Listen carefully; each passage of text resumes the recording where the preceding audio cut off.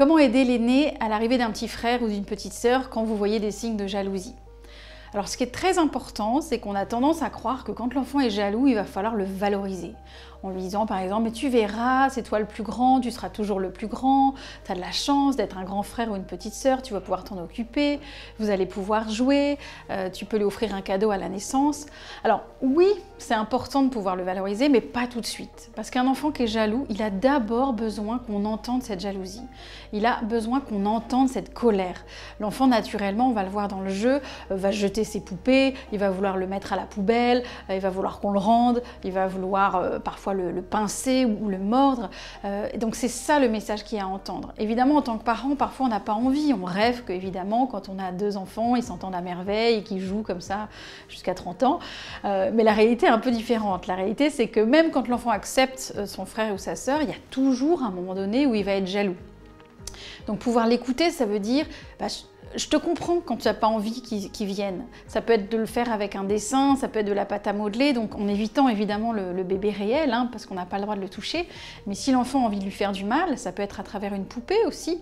Mais en tout cas, ce qu'on appelle un tiers, c'est-à-dire que l'enfant est d'un côté, le bébé est de l'autre. Donc on va éviter ce conflit, on va mettre un tiers séparateur ici, donc ça va être... Comme je vous disais, par exemple, un coloriage, en disant, tu vois, ce bébé, on n'en voulait pas, vous allez déchirer la feuille, on a envie de le mettre à la poubelle, on peut faire des actes symboliques, mais on s'amuse avec cette colère, c'est quelque chose qui devient léger, sachant que l'enfant a quand même des fantasmes qui sont forts. Parfois, ça peut être, moi j'avais un enfant, il disait, tu crevais les yeux. Enfin, évidemment, en tant que parent, on est toujours un peu choqué, mais rappelez-vous que plus l'enfant en fantasme va pouvoir exprimer toute sa colère, moins il va le faire en vrai. C'est exactement la même chose quand vous êtes au travail et que vous dites « Ah, ce collègue, j'ai envie de le tuer, j'en peux plus, j'en peux plus ». Une fois que vous racontez ça à votre collègue, évidemment que vous n'allez pas le tuer, mais ça vous a apaisé et vous êtes capable ensuite de le regarder en face et de travailler avec.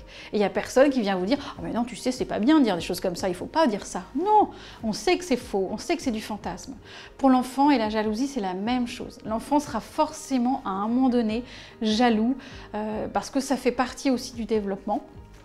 Donc c'est important de pouvoir accueillir ces fantasmes et ensuite, dans un deuxième temps, bien sûr, valoriser l'enfant, lui proposer de lui faire un cadeau, de jouer avec et de valoriser son enfant. Mais surtout pas avant.